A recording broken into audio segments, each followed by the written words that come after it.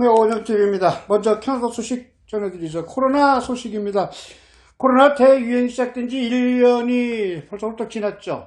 전국적으로 백신 공급과 접종이 계속 진행 중이기는 한데 새로운 변이 바이러스 등장 때문에 3차 대유행에 대한 우려가 커지고 있습니다. 아니 사실상 3차 대유행이 시작된 것으로 보고 있습니다. 온타리오주 공중보건 관계자들은 이와 관련해서 온주 전역의 봉쇄령이 해제되고 변이 감염자의 비율이 증가하고 있는 등 3차 유행 가능성이 높아지고 있다. 그래서 이에 대한 대비책을 마련해야 한다고 이렇게 입을 모으고 있습니다.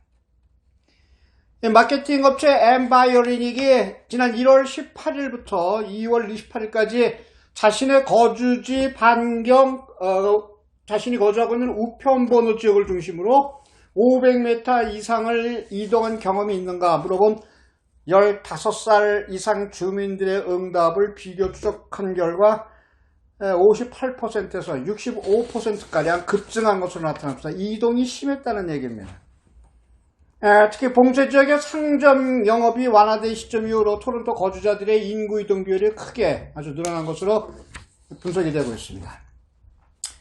지난달 1월 1일부터 7일 사이에 토론토에서 프린스 에드워드 카운티로 이동한 주민들은 15,356명이었는데 8일부터 14일 사이에는 25,431명으로 크게 급증한 것으로 집계가 되고 있습니다. 아주 급격한 상승세를 보인 것이죠. 프린스 에드워드 카운티는 지난달 11일 기점으로 봉쇄 강도가 가장 낮은 녹색 지역으로 전환됐던 지역입니다.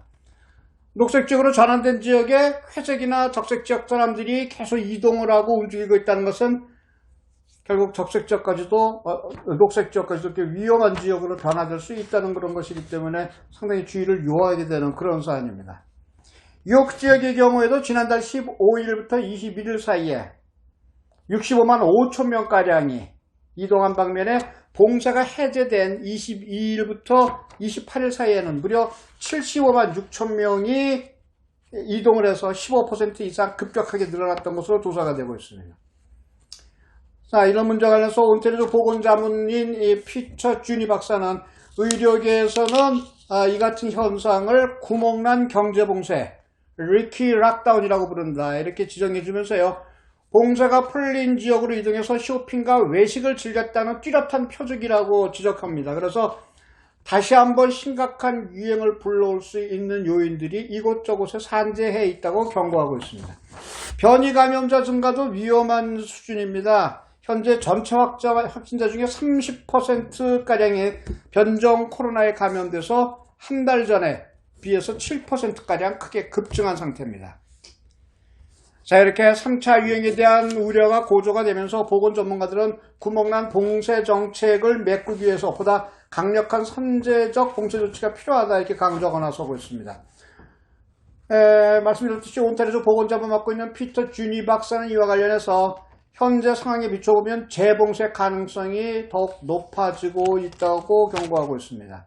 지역 간의 대규모 인구 이동을 막기 위해서 저임금 근로자들에 대한 유급 병가 조치를 시급히 도입해야 하고 필요하다면 통금 제도도 실시해야 하며 타 지역으로 이동 금지 조치를 강하게 내릴 필요가 있다. 이렇게 강조하고 있습니다. 토론토 써니브록 헬스센터는 이미 3차 대유행에 대처하기 위해서 주차장에 침상 100개 규모의 이동식 야전병원을 세우는 작전에 이미 돌입하고 있습니다. 보건 전문가들이 계속 이구동성으로 이렇게 경고를 하고 있습니다. 3차 대유행에 이미 접어들었다. 그리고 현재 이런저런 지역에서 조금씩 눈에 보이지 않게 봉쇄 조처를 해제하고 있는 것. 이거 3차 유행을 아주 보다 확실하게 자리 잡게 해주는 요인이 된다고 그렇게 얘기해주고 있습니다. 무엇보다도 색깔별로 지역의 봉쇄 조치의 강도가 달라지기 때문에 이 지역에서 저 지역으로, 즉 봉쇄가 강력한 지역에서 봉쇄가 조금 허술해진 지역으로 인구 이동이 심하다는 것이죠. 밥 한 끼를 먹으러도 그쪽으로 넘어가고 옷 한 벌을 사기 위해서라도 그 지역으로 넘어가고 이런 인구 이동이 심하기 때문에 무려 전해드렸다시피 뉴욕 지역의 경우에는 76만 명, 거의 80만 명의 이동이 며칠 사이 있었다는 얘기입니다. 필 지역도 그렇고 토론토 지역도 그렇고 아직까지는 봉쇄 조치가 강화되어 있는 이런 지역에 만일 봉쇄 조치가 완화가 된다고 한다면 글쎄 일상에서는 좀 숨통이 트이는 어떤 환경이 조성될 수 있긴 하겠지만 그런 것들로 인해서 3차 대유행의 기폭제 지점이 발생이 된다. 그건 더 큰일이겠죠. 혹 토론토나 피일 지역의 봉쇄 조치가 조금 약해진다 하더라도 이 식당이나 또는 사람 밀집 지역 같은 데는 가급적 가지 않고 개인위생 수칙 계속해서 준수하는 것이 가장 중요한 일일 것 같습니다. 코로나 소식 좀 언제 전해드리지 않아도 되는지 참 기다려집니다. 그러다 보니까 코로나 때문에 지역 이동도 심하고 하다 보니까 이 봉쇄 조치가 강한 지역에 사는 사람들은 봉쇄 조치가 비교적 덜한 지역에 사는 사람한테 상당히 손해를 느끼고 살 수도 있겠습니다. 참 사회 구성이 어쩌다 보니까 어느 한 그룹의 희생이 어느 한 그룹의 이익이 되기도 하고 그래서 참 어찌 보면 어느 한 그룹은 또 어느 한 그룹을 해서 바보처럼 사는 것 같은 그런 기분을 느끼게 되고 사회가 그렇게 다변화되고 있습니다. 엘리베이터에 비유해서 한번 여러분들과 얘기를 좀 나눠보자. 빈 엘리베이터가 있습니다. 한 사람이 턱 올라탔습니다. 하던 대로 늘 몸을 180도 돌려서 문을 바라보는 방향으로 서게 됩니다. 여러분들은 어떠십니까? 엘리베이터 타시면 그대로 돌아서서 엘리베이터 문 쪽으로 다시 서게 되겠죠.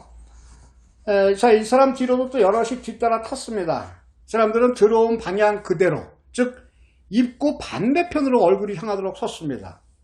그 결과 처음 탄 사람이 여러 사람하고 얼굴을 마주보는 상황이 되어버렸죠. 입구 반대편에도 문이 있는 엘리베이터가 아닌 바에는 타고 내리는 문이 하나밖에 없는데 참 묘한 상황이 된 겁니다. 한 사람은 엘리베이터 문 쪽을 보고 있는데 다른 사람들은 엘리베이터 문을 등지고 엘리베이터 벽 쪽을 보고 서서 뭐 이렇게 마주보는 그런 형상이 된 거죠. 처음 탄 사람은 어리둥절하면서 눈치를 살폈습니다. 엘리베이터가 2층에 도착하자 한 사람이 또 탔죠. 그도 들어온 방향에 그대로 자리를 잡았다고 가정해 봅시다. 처음 탄 사람의 표정은 이제 심각해지기 시작합니다. 이건 뭐야? 나 혼자만 이상하게 있는 거야? 45도쯤 어정쩡한 각으로 몸을 한번 틀어봅니다. 대면적어서 말이죠. 자, 이제 3층에서도 한 명이 더 탔습니다. 그 사람도 문을 등지고 섰네요. 처음 탄 사람은 이제는 몸을 슬금슬금 돌립니다. 이제 90도 각도로 옆으로 비껴서게 됩니다. 자기 혼자만 문을 마주보고 똑바로 서 있기가 너무너무 민망한 거죠. 4층, 5층 계속 같은 일이 벌어지고 있습니다. 처음 탄 사람은 소심해지다 못해서 이제 저항을 포기하게 되겠죠. 가감하게 몸을 돌려서 다른 사람들과 똑같이 엘리베이터 문을 등지고 벽을 보고 서게 됩니다.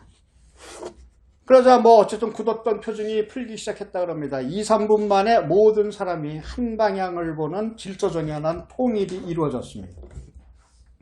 이건 수년 전에 어느 한 방송사가 내보낸 몰래카메라의 한 장면입니다. 사람들이 다중적 군중심리에 대해서 어떻게 자신의 주장이 변하게 되는지를 본 것이죠. 처음에 탄 사람은 아무것도 모르는 상태였고 나머지는 각본에 따라서 연기를 한 사람입니다. 이 실험의 고안자는 미국의 심리학자 솔로몬 애쉬라고 합니다.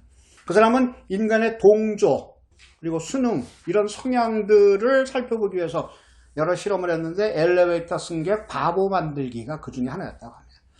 첫 탑승자가 비정상에 합류한 이유는 둘 중에 하나입니다. 대세를 따르는 게 편하기 때문에 또는 그것 규칙을 나만 모르고 있었기 때문이 아니냐는 불안감 때문에 그렇게 됐을 겁니다. 애쉬라는 사람의 실험은 인간의 판단력이 얼마나 쉽게 흔들릴 수 있는지 또 집단의 풍토나 분위기 때문에 구성원의 행동이 얼마나 빨리 변하게 되는지를 잘 보여주고 있습니다. 자, 이쯤에서 우리 최근의 과거를 한번 돌아봅니다. 헌법재판관 후보자가 수상한 주식 투자를 한 게 화근이 됐었죠. 인사검증 과정에서 문제가 분명히 됐는데도 대통령께서는 임명장을 쥐어줬습니다. 법무부 장관의 가족이 온갖 부정행위를 동원해서 다른 젊은이들 몫에 의학 전문대학 입학 한 자리를 도둑질했습니다.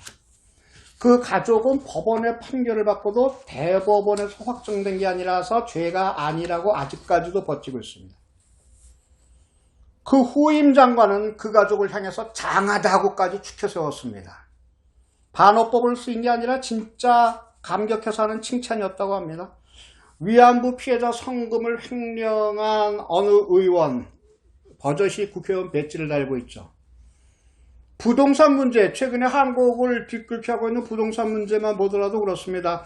대통령 부인의 친구인 정치인은 지방도시 부동산을 가족 명의로 산 게 문제가 돼서 들통이 나서 문제가 됐죠. 그는 법원에서 권력을 이용해서 개발 정보를 입수했다는 판단을 받았습니다. 그럼에도 불구하고 남들도 다 알고 있는 정보다, 그게 무슨 특수한 정보도 아니다, 이렇게 발뺌을 하고 있습니다. 청와대가 투기 근절을 목청 높여 외칠 때 영혼까지 끌어모아 재개발적 건물을 사들인 당시 대변인, 이 대변인은 며칠 전 비례대표로 다시 국회에 입성해서 국회의원 배지를 달았습니다. 청문회에서 농지 매수 사실이 드러난 장관 후보자는 의사인 부인이 15년간 농사를 지었다고 주장했습니다. 이 사람도 역시 임명장을 받았습니다. 대통령이 퇴임 후 기고할 사조부지에 농지가 포함되어 있다고 이 형질 변경, 택지로 변경하고 있다, 이런 보도가 나오자 청와대는 불법 없다, 이렇게 말만 반복하고 있습니다. 그런데 불법이 없다면 그게 왜 불법이 아닌지 설명해달라는 요구에는 아무런 설명도 못하고 있습니다. 아니, 할 수가 없습니다. 지도층이 법 또는 규범을 어기고도 잘못이 아니라고 우겨온 사례는 이 정부 들어서 끝도 없이 많습니다. 그러니 정상이 비정상이 되고 비정상이 정상이 되는 그런 세상을 만들어놨습니다. 꿋꿋이 홀로라도 엘리베이터 문 쪽을 바라보고 서 있으면 이상한 사람 되는 그런 엘리베이터 속 나라를 만들어놨습니다. 한국토지주택공사 그 LH 직원에게 죄가 없다는 주장은 아닙니다. 그렇게 얘기하더군요. 상류의 오염물질을 잔뜩 쏟아붓고 나서는 이 사람들 한다는 소리가 하류에 왜 맑은 물이 흐르지 않는지 모르겠다고 얘기합니다.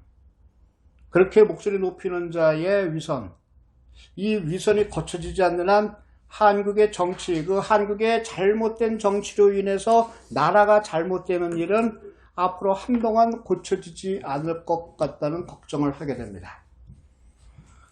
정상으로 사는 사람이 바보가 되는 나라, 이건 참 큰일 날 얘기 아니겠습니까? 세상이 어떻게 되든 우리는 똑바로 살아야겠는데 위에 사람들이 오물을 퍼부어 놓고선 아랫 사람들 보고 우리들더러만, 국민더러만 왜 깨끗하지 않느냐고 호통을 치고 있습니다. 그 이상한 나라에 참 바보처럼 살고 있습니다들. 어느 날 난 낙엽 소리에 갑자기 텅 빈 내 마음을 보았죠.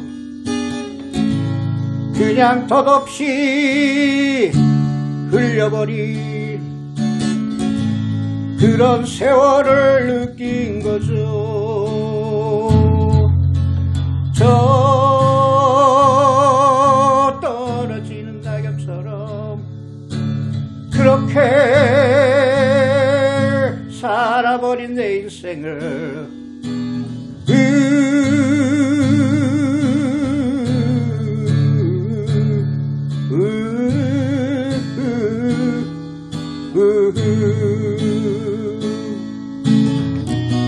잃어버린 것이 아닐까, 늦어버린 것이 아닐까, 흘려버린 세월을 찾을 수만 있다면 얼마나 좋을까, 좋을까. 난 참 바보처럼 살았군요. 난 참,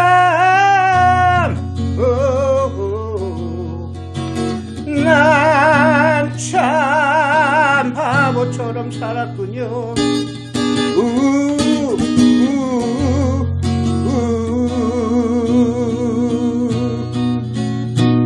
잃어버린 것이 아닐까, 늦어버린 것이 아닐까, 흘려버린 세월을 다시 찾을 수만 있다면 얼마나 좋을까, 좋을까.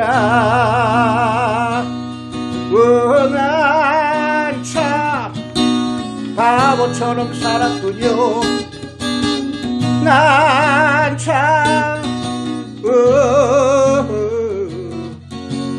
난 참 바보처럼 살았군요.